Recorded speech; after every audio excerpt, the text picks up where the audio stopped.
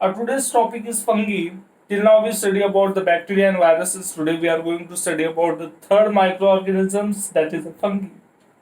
Now fungi first character is they look like a plant. They are plant like, but they are not a plant. We know that plant cannot move. Like that only fungi cannot move.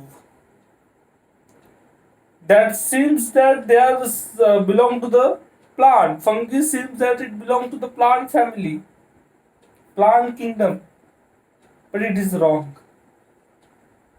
Fungi does not belong to the plants. It looks like a plant, but it is not a plant. Now, what is the reason that it is looking like a plant, but it is not a plant? And the reason is given in the second point. That is, there is no chlorophyll present inside the fungi. Means fungi is without the chlorophyll pigment. And you know that the chlorophyll pigment plays the important role in the plant for the photosynthesis, because the chlorophyll is present inside the plant cell which perform the process of photosynthesis. What is the photosynthesis? You know that it is the process of making food in plant by using carbon dioxide, water in the presence of sunlight. We know about the photosynthesis. Now, why the photosynthesis is occurring in the plant? Because there is a presence of chlorophyll inside the plant. But chlorophyll is absent in fungi. That's why fungi is not a plant. They are like a plant, but they are not a plant. Because chlorophyll is absent. Plant का खासियत क्या है? तो उनको chlorophyll present होता है, जो उनको खुद का खाना खुद बनाने के लिए मदद करता है. बाद में third point, condition to grow. Now what are the condition required to grow the fungus? अगर फंगस को ग्रो होना है तो किस कंडीशन में फंगस ग्रो होगा? तो फंगस के ग्रो होने की कंडीशन हमें मालूम होना चाहिए. वो है मॉइस्ट एंड वार्म कंडीशन. ठीक, जो फंगस ग्रो होती है तो किस कंडीशन में ग्रो होती है? मॉइस्ट एंड वार्म कंडीशन में ही फंगस ग्रो होती है. अगर जहां पे भी आप देखते पानी है, वहां पे हम देखेंगे फंगस है. या फिर पानी और गर्माहट दोनों है, वहां पे हम देखते हैं फंगस है. तो फंगस कहाँ पे ग्रो होती है? जहाँ पे पानी होता है, और उसी के साथ साथ जहाँ पे लाइट, सनलाइट आकर गिरती है. सनलाइट की वजह से क्या होता है? वहां की जगह क्या हो जाती है? गर्म हो जाती है, वार्म हो जाती है. So these are the two conditions required to grow the fungus. Now there are two types of fungus we find, that is saprophytic and parasitic. Okay. Now only we said that there is absence of chlorophyll inside the fungus. That means they cannot prepare their own food, and therefore they have to eat something for the food, for the nutrition. वो खुद का खाना खुद नहीं बना सकते, उसको दूसरे के ऊपर डिपेंड है. और दूसरे के ऊपर डिपेंड होने की वजह से उसके दो टाइप है. एक होते हैं सैप्रोफिटिक फंगस और दूसरी होती है पैरासिटिक फंगस. सैप्रोफिटिक फंगस बोले तो ऐसे फंगस जो मरे हुए प्लांट्स और एनिमल के ऊपर जिंदा रहती है. मतलब मरे हुए प्लांट्स और एनिमल्स को जो खाती है, जिनके ऊपर वो न्यूट्रिशन उनका एब्जॉर्ब करती है, उसको अपन बोलते हैं सैप्रोफिटिक. डेफिनेशन आ सकती है एग्जाम में. What do by saprophytic? Feeding on dead plants and animal. जो फंगस फीड करती, फीड मतलब खाना, feeding on dead plants and animal, जो मरे हुए प्लांट्स और एनिमल के ऊपर अपना खाना खाती है, मतलब उनके अंदर के न्यूट्रिशन एब्जॉर्ब करती है, ऐसे फंगस को हम बोलते हैं सैप्रोफिटिक फंगस, जो मरे हुए डेड प्लांट एंड एनिमल को खाती है. ठीक है. When we talk about the parasitic, it is a feeding on living plants and animal. ठीक है. जो फंगस लिविंग प्लांट्स और एनिमल्स को ऊपर अपना न्यूट्रिशन एब्जॉर्ब करती है उसको अपन बोलते हैं parasitic fungus. The fungus which absorb on living plants and animals is a parasitic. Which absorb on dead plants and animals is a saprophytic. जो न्यूट्रिशन डेड प्लांट एनिमल्स पे एब्जॉर्ब करती है saprophytic है. जो लिविंग प्लांट्स और animal में absorb करती है that is a parasitic. And that is the difference between a saprophytic and parasitic type of fungus. You understand what I am trying to say? Now, whenever in exam they will ask a definition with the example. What is the saprophytic and what is the parasitic?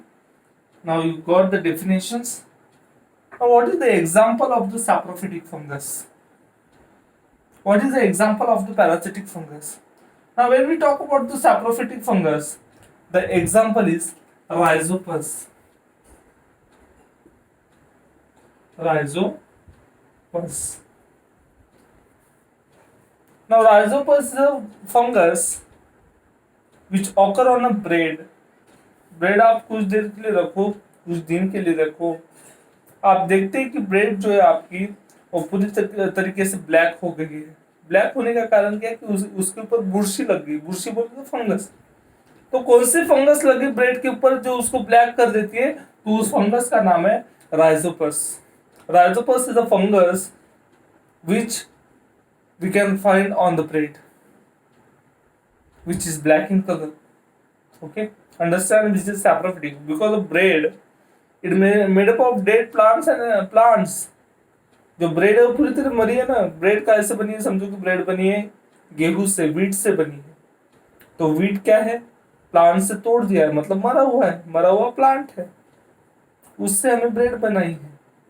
मतलब जो मरे हुए चीजों पे लगता है वो क्या है? राइजोपस.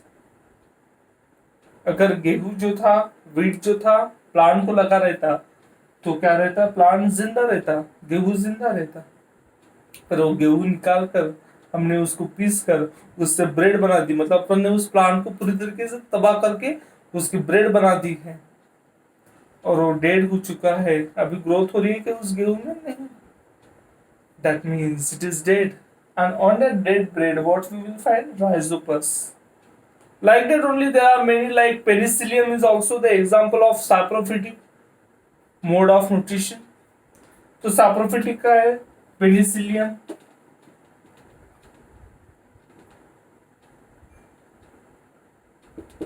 जिससे हम एंटीबॉडीज भी बनाते हैं, एंटीबायोटिक मेडिसिन भी बनाते हैं.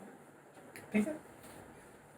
Now next is पैरासिटिक का एग्जांपल हम देखेंगे जो लिविंग प्लांट और एनिमल के ऊपर फीड करता है, एब्जॉर्ब करता है अपना न्यूट्रिशन.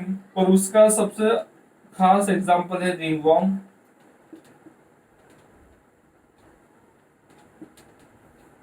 तो रिंगवॉर्म्स हमें मालूम है होते हैं, हमें कई बार होता है रिंगवॉर्म. स्किन के ऊपर इन्फेक्शन होता है, ring like infection, that is called ringworm. That is a fungal infection happening on the skin. Now we are the living after death, that is not happening. मतलब कि जब मैं मरा होऊंगा तभी नहीं होगा रिंगवॉर्म. जब मैं जिंदा हूँ तभी आप देख सकते हैं मेरे बॉडी पे अगर मैंने अच्छे से नहाने के बाद टॉवेल से अपने को बॉडी को पोछा नहीं, ड्राई नहीं किया, वैसे गीला रहा, तो क्या हो जाता है कि एयर में बहुत सारी फंगस अवेलेबल है. वो फंगस जो है मेरे स्किन को जहाँ पे भी मॉइस्चर है वहाँ पे स्टिक हो जाएंगी. और स्टिक होने के बाद वहाँ पे ग्रो होना चालू करेगी. तो रिंगवॉर्म जो है वैसा ही होता है. तो कभी भी आप नहाते हैं तो अपने आप को ड्राई करें, फिर जाके ही कपड़े पहन के बाहर निकलना है. बिना ड्राई करे वैसे ही मत आएगी, क्योंकि एयर में फंगस होती है. फंगस जो है मॉइस्चर जहाँ पे मिला वहाँ पे चिपक जाती है. चिपकने के बाद अपना रिप्रोडक्शन वगैरह पूरा वो काम चालू कर देती है, जिसकी वजह से हमें स्किन इन्फेक्शन होता है. तो understand the example of parasitic, that is a ringworm, and the example of saprophytic, that is a Rhizopus and penicillin. Now this is all about the fungi. Now we know that the harmful effect of fungi like a ringworm is happening disease, skin disease, and the uses also we know yeast. I told you earlier in the first video only the use of yeast. It is used in the bakery product. to make the bakery product more spongy, and that's why we know the uses as well as the harmful effect of fungus. These are the character. They look like a plant, but they are not plants because they does not contain the chlorophyll. The condition to grow is moist and warm.